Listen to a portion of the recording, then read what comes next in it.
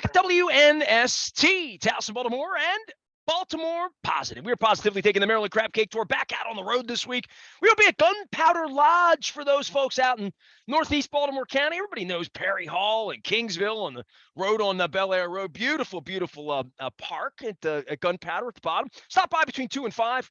Grab a lobster roll or a crab cake. My pal Danny Santoro, former soccer star, and getting ready for World Cup out there, as well as JR working the delicious lobster rolls and crab cakes and good stuff. We'll be there from 2 until 5. Brooke Learman running for controller. She'll be joining us. If you're a Barry Glassman fan up in Harford County, he joined us on Friday at Fadley's, where we had a beautiful, beautiful morning for my 54th birthday.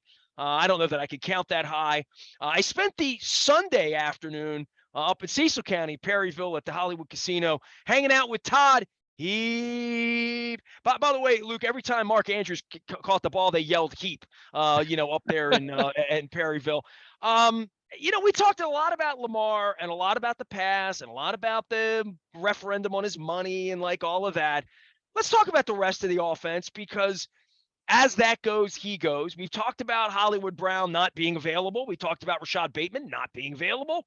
Talked about Devin Duvernay as a one-catch number one wide receiver. A little extra pressure on Mark Andrews, certainly, but all across the offense. I mean, Kenyon Drake appointed himself very, very well, in the whole Alabama background and wearing the weird non-running back jersey. Looks like a wide receiver running around out there. Looks like a August wide receiver wearing number 17, out there running around. But that being said, the running game worked when it worked on Sunday, and some would say maybe they didn't use it enough or effectively enough.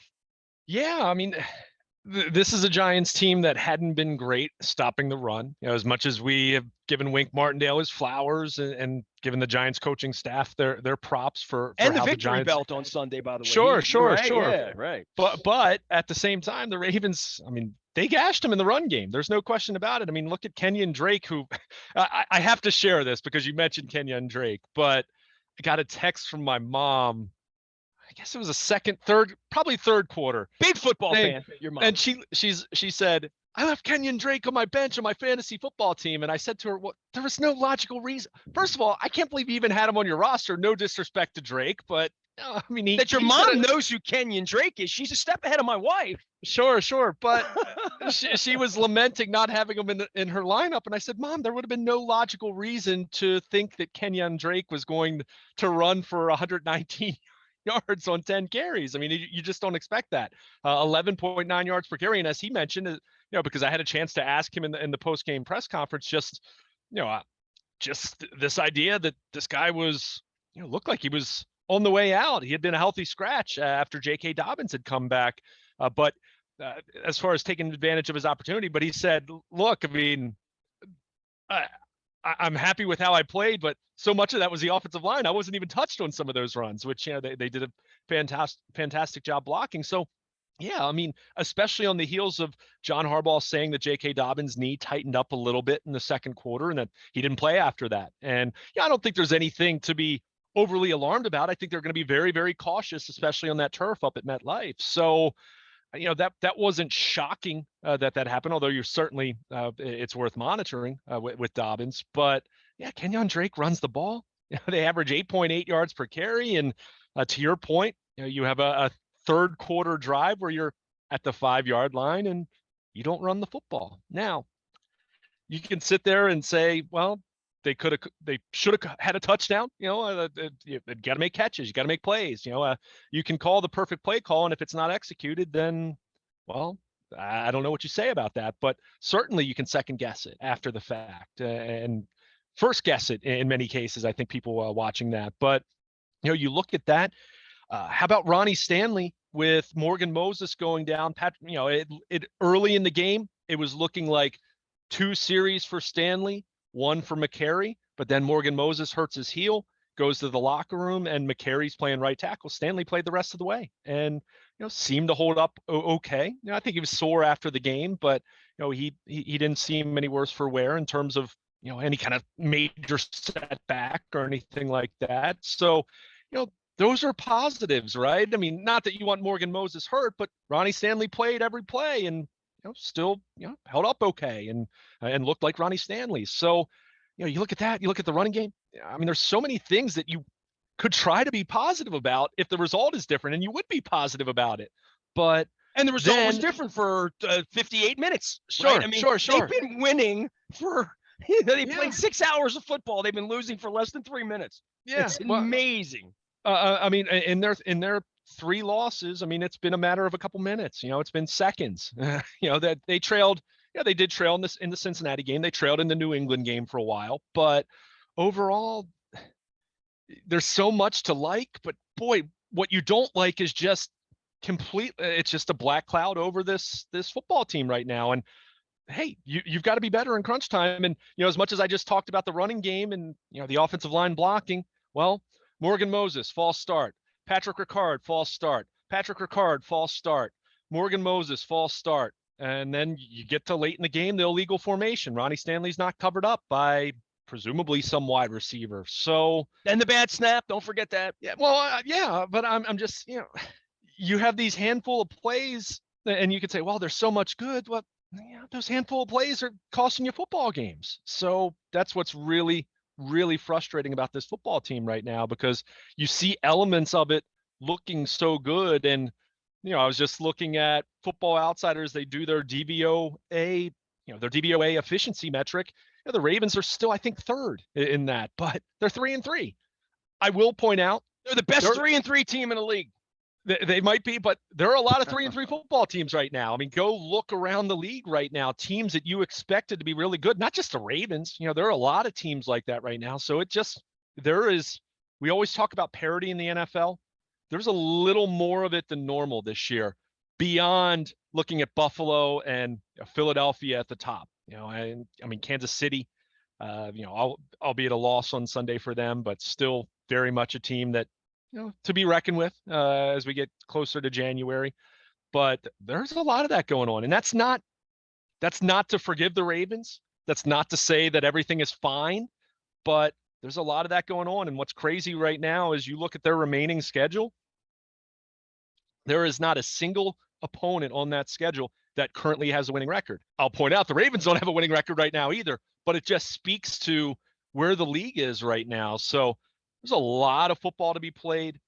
A lot of improvement needs to be made for this football team. That's very evident. I'm not shying away from that. I have concerns, and a lot of it at this point, quite frankly, Nestor, is between the ears for this football team. So that being said, I mean, it's still tied for first place in the division. You look at the AFC. I mean, Buffalo at the top and Kansas City, but beyond that, I'm not sitting here and running down a list of teams that I think are better than the Ravens, but there are a lot of teams that are searching for it right now, and the Ravens are certainly on that list, trying to figure out exactly who they're going to be, because you see it look so good for long stretches of football games, but boy, you got to be more complete. And as I mentioned in our previous segment, this is a team that's taken a lot of pride in being a complementary football team, meaning your offense helps out your defense, your special team, vice versa, you that give take. And right now, it's the worst kind of complementary football, because they're all taking part in finding ways to lose and inventing new ways to lose and self-destructing at the worst possible moment. I had occasion for the first time, I literally want to say, not in my life, but certainly in the last 15 or 20 years, where I listened to post-game radio, right? Like, I'm always at the game. I'm always in the locker room. Half the games are on the road. When they were at home, I literally would walk home because I lived 6 blocks from the stadium. So I was never in my car. I've never listened to Stan White do a post-game, although I like Stan White. I've never listened. I didn't even know who the post-game was. There was a female voice doing the post-game that I had never I'd never heard of this person or listened to this person. I'm like, who is that? Who is that? Who is that? She never introduced herself. Finally, at the end, she said her name. And then they went to the Keith Mills post-game show, and poor Keith's taking phone calls with somebody else. I don't even know who it was. I heard Keith's voice because it's soothing to me, and he got me the internship with Scott Garceau back in 1991 at WMAR. And poor Keith is taking calls about people going to the old favorites. Greg Roman, he sucks. Keith's like, they had 400 yards offense. You're going to pick on the offensive coordinator. Where are you on the offense and the play calling and where they are? I would say at various points, when it works, it's brilliant. When Lamar misses a receiver, it's not brilliant. When Lamar throws off a back foot, across the middle of the field to Pat Ricard and gets picked for the game, it's not good. But there has been for me this year, the way they're running the offense and the plays that are being called and the way that they can run the ball, because that's it. If they can run the ball, they should be in 2nd and 3 and 2nd and 2 all day long and should be able to keep the ball and play keep away and have long drives and all that stuff that we've seen be successful. They've had 18 play drives that fail at the goal line, right? Like that is the way they play, and they're still very capable of doing that. And this dream that Ronnie Stanley would come back and play 60 snaps, right? Like that's now happening. This thought that they're going to get healthier, it's now happened. The fact that Lamar's really healthy in week 7 and hasn't really been popped all year long, like really running free, getting out of bounds. He still manages to run a lot of the time without getting touched, getting himself out of bounds. So there's a lot of prosperity in this offense after all of the is Lamar at OTAs, who's going to do this.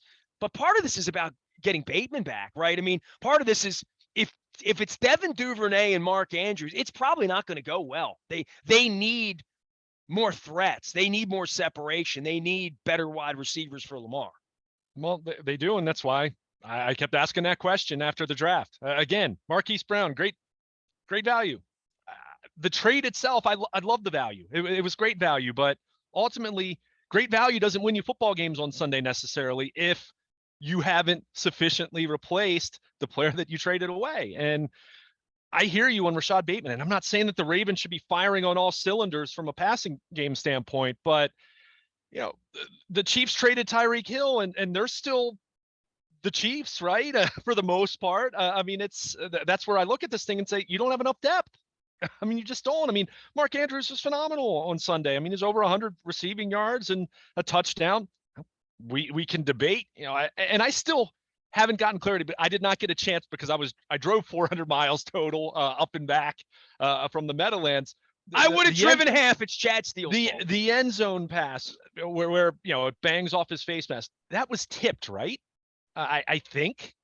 I mean, could he have still caught it? Sure. The ball took a different angle. Like by far, okay. The ball awkwardly it skidded really more than anything else. Yes. Right. So that's where because there was even that question was asked and he got snippy in the locker room. I mean, guys are frustrated. I mean, let's be very clear. This is not a case of guys not caring or guys that are completely complacent or anything like that. There's a lot of frustration in that locker room. So, that was something, just stream of consciousness just now. I wanted to get clarity from you on that because that's something I didn't have a chance to go back and review as we're talking at the moment. But, it's just, you just mentioned they gain all these yards. I mean, and you look at the stats and, statistically, there's a lot to really like about this football team. And, they averaged 7 yards a play on Sunday. They gave up 3.8 yards per play on Sunday. Those two things, you're going to win a lot of games doing that. Not just win games, you're generally winning convincingly when you're playing like that. And that's where we kept saying over the course of the football game, they should be up more than 7. They should be up more than 10. Well, they missed a field goal too. I mean, which is unusual. That was a long field goal. Sure, no question. And we mentioned special teams. And again, Justin Tucker, despite what we think, is actually human and does miss every once in a while. So, it was a long field goal. And this is where, I have some people, that I see on Twitter, and look, it's just the fan mentality, passionate. And look, Justin Tucker's the greatest kicker of all time. But when I hear people say that he's automatic from 58 yards, it's like, no, he's not. That's why there are times where punting the football does actually make sense in those situations. Not all the time, but certain situations, depending on the elements and whatnot. But you just look at this thing, and that's why I kept saying that they should be winning by more right now. They should be winning by more right now. And again, credit the New York Giants. They're 5-1. People will say, but last week people were, and I was one of them. So you can blame me. Maybe I put the jinx on them, but I was saying that the Giants are one of the worst 4-1 teams I've ever seen. People will say it this week. The Giants are one of the worst 5-1 teams. If you want to look at, dive into the statistics and the metrics and all that different stuff. But a couple stats that do stick out. They were 7 of 14 on third down. That one drive, they converted a couple long third downs, to ultimately score. And, they ended up being 3 for 5 inside the red zone. And I guess, that's not even counting the, Saquon or I guess that's counting Saquon Barkley diving at the very end there, short of the goal line, which was a really smart play.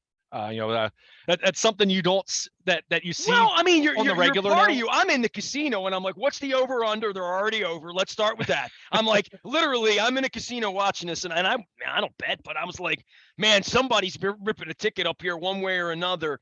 And the other part of that, as I looked at it, and this is just me, 100,000 feet. If I'm Brian Dabble and I'm studying this, I don't even want to put my defense back out on the field and have them backpedal against Lamar. I just want to end the game. I want as few plays as possible. I don't need to have hero points by winning by 11 points, whatever the number is. There was a point where that happened, and I thought most teams in the history of the game would have gone in, taken the touchdown, kicked the ball off with a 2-score lead, right? Can't catch us, but then you got to go out there and play, and maybe your safety turns an ankle. It's just getting the game over with.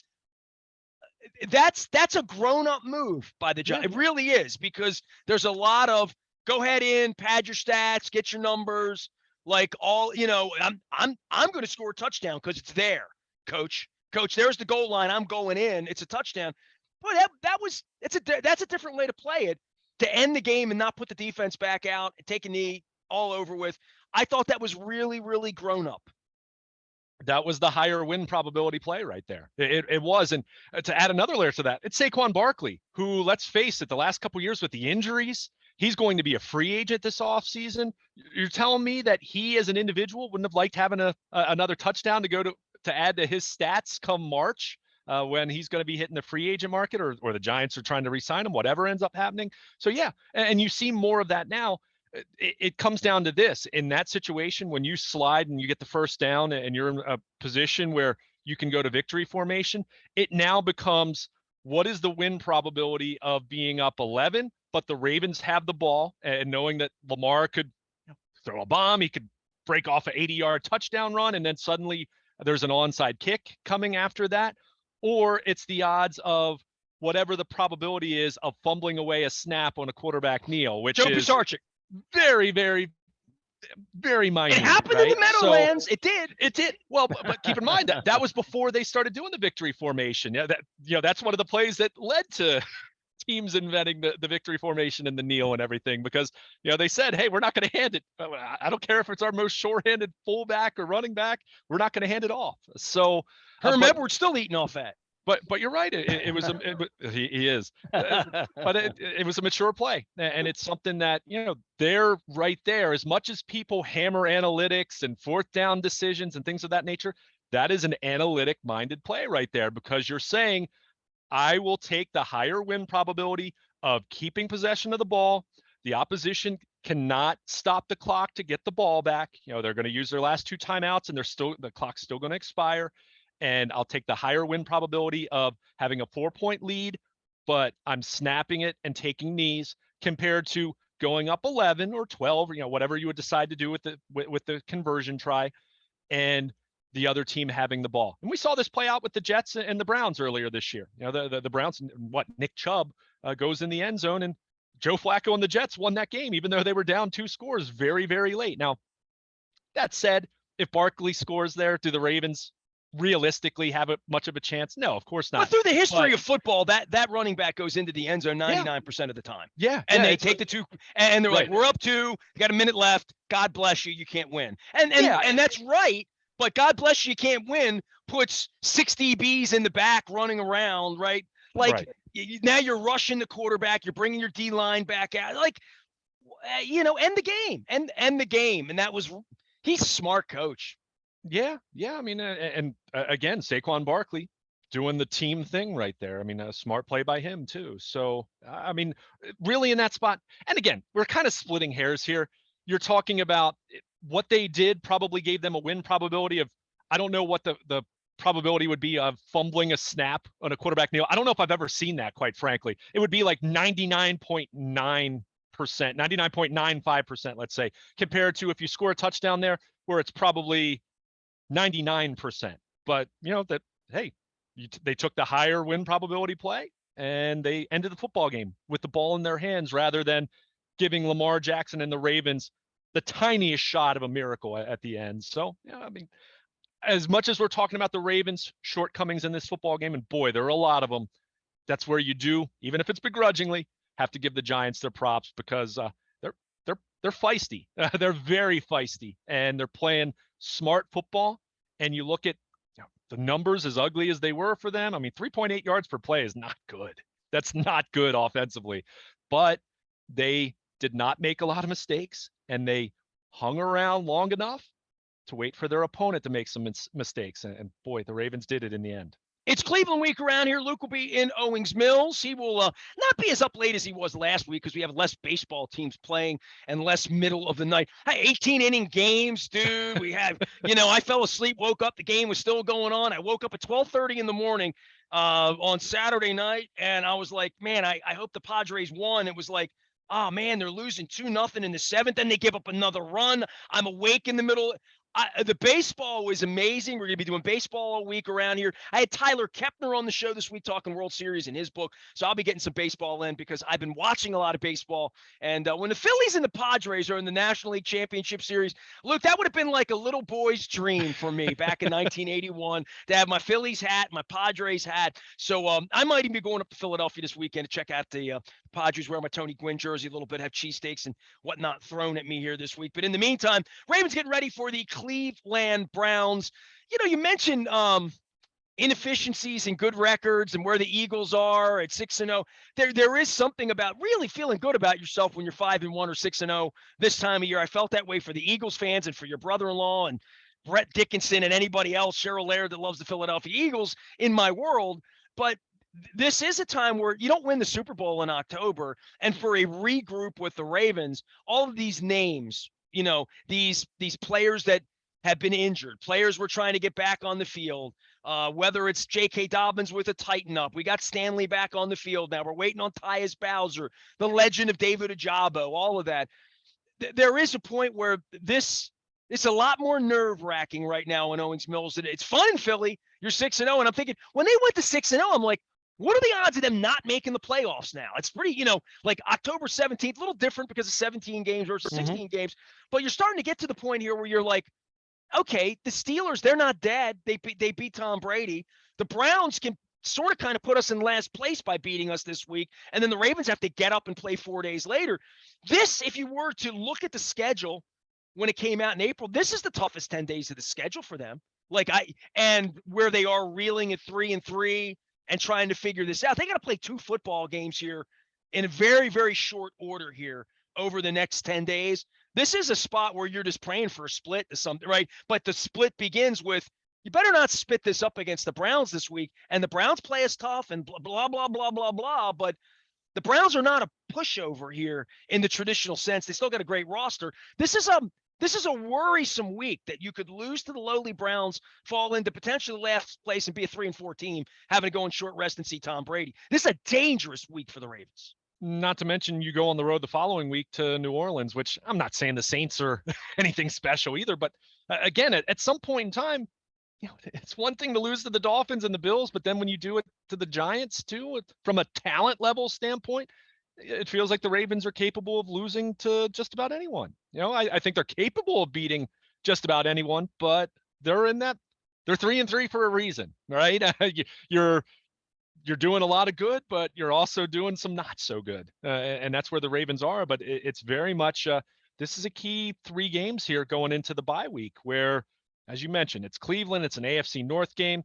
The Browns I'm having a tough time figuring them out because there are certain things they do really well and have done really well this year, including Sunday aside. And I didn't see a minute of that game, but Jacoby Brissett has done some nice things for them at times this year. They have Nick Chubb. I mean, they run the ball, but even though Sunday they actually stopped the run fairly. They were fairly okay in that department. It was Bailey Zappi making plays with his arm, but the Browns have struggled to stop the run. So you would think that's a good thing for the Ravens, but it's an AFC North matchup. We know how that works. So you have that. You go to Tampa Bay, as you mentioned, short week. The Buccaneers are very much trying to find themselves. I mean, that one, I was surprised because you can say what you want about the Steelers not being dead. Anyone who's watched them, until Sunday, they've been awful. For a Mike Tomlin team, they've been awful. So for And them they to had 6 starters defensively not right, playing on right. Sunday. So for them to win, I mean, yes, credit them for Sunday, but their whole body of work has not been impressive. So, it's just the league's crazy, right? It's week to week. We say it every year and then we overreact every week, right? And I'm guilty of that too. But it very much is a case of, if you're the Ravens, you don't want to be in a position here where you're suddenly going into the bye week and you're 4-5, right? I mean, you don't want to be in that kind of spot. So this is a very key 3-game stretch here, and specifically these first 2 games. But as I mentioned, even going to New Orleans, they'll have the benefit of a couple extra days rest after the Thursday night road game. But you want to be in position where you're not going into the bye week saying, "Boy, we've got a lot of work to do." So the time is now for them to start stacking some wins. And you mentioned it; they're getting healthier in spots. But at the same time, they lose some guys. I mean, they lost Marcus Williams last week, so there's never going to be this time. And this is part of what I have concern about with this Ravens team going back to last year, where from a mental standpoint, is there this sense of, oh, we're going to be better once we get this guy back, or this happens, or at some point in time, you just got to go out and win football games, and you're not going to be fully healthy.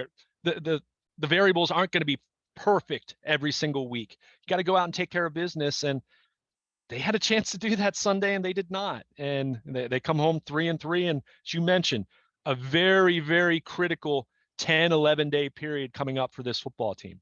We are going to talk about the defense of Mike Macdonald. Also, talk more about the Cleveland Browns. Get ready for these 3 games before the bye. We start to talk about where they were on Sunday with the Meadowlands and Lamar Jackson and the mistakes of Lamar Jackson. I've written a column. It's called Columnist at Baltimore Positive. Luke will be in Owings Mills all week long doing predictions and thoughts and observations and trying to get more players back out onto the field, especially on the defensive side of the ball. We'll get an update on Tyus Bowser as well as David Ajabo. I am Nestor. He is Luke. We're going to be at Gunpowder Lodge on Friday doing the Maryland Crab Cake Tour, all presented by the Maryland Lottery in conjunction with our friends at Window Nation. You buy 2, you get 2 free, 866-90Nation, and our friends at Goodwill, reminding you Halloween right around the corner. Get dressed up, do something scary, and make sure you use the Goodwill headquarters of Superstores is your shopping location for all things Halloween. I am Nestor. We are WNST, AM 1570, Towson, Baltimore, and we never stop talking Baltimore positive.